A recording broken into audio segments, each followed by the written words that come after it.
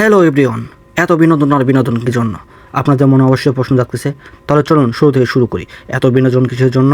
দেখতে পাচ্ছেন আমাদের গ্রামে একটি ফুটবল টুর্নামেন্ট হবে।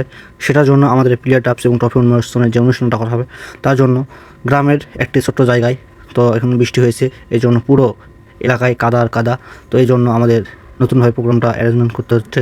দেখতে পাচ্ছেন কাদামাখা জায়গায় আর যাতে বৃষ্টি না হয়, এই জন্য আমরা অগ্রিমভাবে 2 দিন আগে থেকে প্রস্তুতি নিচ্ছি। তো ছেলেপেলে এ সকল কাজ নিজ নিজ দায়িত্ব করতেছে। রনি, গিট্টু এবং আয়তিগুলো সহ যেগুলো বড় ছোট সকলে কাঁধে কাঁধ মিলে কাজগুলো করতেছে। দেখতে পাচ্ছেন ছোট বড় সকলেই। আর এখানে জাইদুল বন্ধু খেলে বসে থেকে দেখতেছে, সে বিদেশ যাবে, হয়তো খেলবে না, এই জন্য একটু অসহযোগিতা করতেছে, কিন্তু পরবর্তীতে সে কাজ করতেছে অনেক। তো দেখতে পাচ্ছেন ছেলেপেলে সকলেই মিলেমিশে কাজগুলো করতেছে। বাঁশগুলো হচ্ছে কত সুন্দরভাবে। দেখতে পাচ্ছেন এই কাদভাঙা জায়গায় একটা বড় মঞ্চ হবে। তো ছেলেপেলে সকলে আসতেছে উৎসুক জনতার মতো এসে। দেখতে পাচ্ছেন ডেকোরেটর ভাই সে বাঁশ পোতা শুরু করে দিয়েছে, এবং আমাদের সেই রানা, যে রানা এত বড় একটা আয়োজনের একজন অত্যন্ত গুরুত্বপূর্ণ সদস্য, সে অক্লান্ত পরিশ্রম করে এই কাজগুলো করতেছে। আর দেখতে পাচ্ছেন আমাদের মাঠে যে মাঠটাতে আমরা ট্রফি উন্মোচন এবং প্লেয়ার টাইপস করবো, সেখানে একটি পাড়া রয়েছিল, সেই পাড়াটিকে সকলেই সহযোগিতা করে সরিয়ে দিচ্ছে।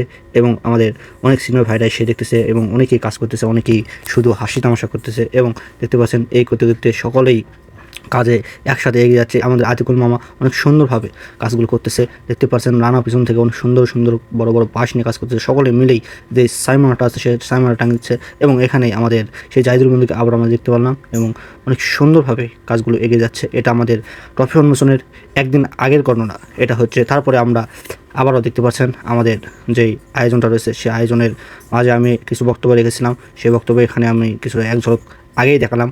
তো এগুলো আমাদের আগের কাজ। তারপরে দেখতে পাচ্ছেন আমি একটু বক্তব্য রেখেছিলাম, সেই বক্তব্যগুলো একটু আপনাদের সামনে হাইলাইট করার চেষ্টা করতেছি।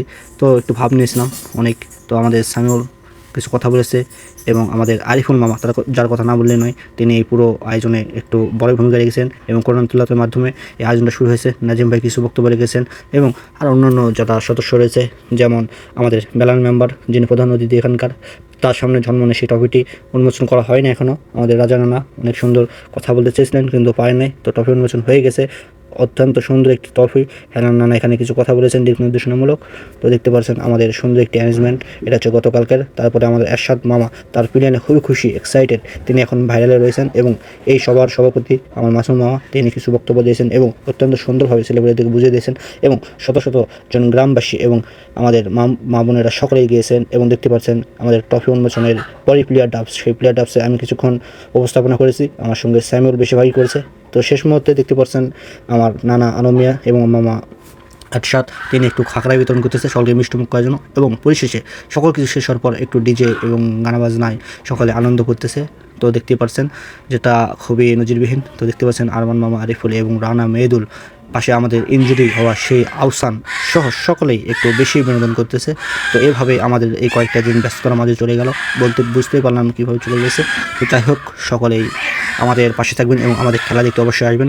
বাসিলাপাড়া যুব সংঘের উদ্যোগে ফুটবল টুর্নামেন্ট 25-26 সিজনটা ডিসেম্বর জানুয়ারি মাসে বাসিলাপাড়া অনুষ্ঠিত হবে। তো অবশ্যই আমাদের 6টি টিমের ক্যাপ্টেনও ভাগ হয়ে গেছে, এবং 6টি টিমের প্লেয়ারও ভাগ হয়ে গেছে। তো দেখতে পাচ্ছেন আমাদের মূল 4টা এখানে দিয়ে দিলাম, দেখুন কে কোন টিমে পড়েছে। অবশ্যই আমার টিমটা খুবই একজন স্ট্রং টিম হয়েছে, এবং আমার টিমের নাম হচ্ছে কুদ্দুস সুপার ডলার কিংস। তো সকলেই চলে আসবেন আমাদের এই ম্যাচগুলো দেখার জন্য। আমাদের কাজবাজ শেষ করে জানুয়ারি এবং ডিসেম্বরের যে মাঝামাঝি সময়টা রয়েছে, এখানে আমরা এই খেলাটা আয়োজন করব। তো ধন্যবাদ সকলকেই আমাদের সাথে থাকার জন্য, এবং অবশ্যই নিয়মিত আপডেট পাবেন আমার এই পেজে এবং আমার ইউটিউব চ্যানেলে। আসসালামু আলাইকুম।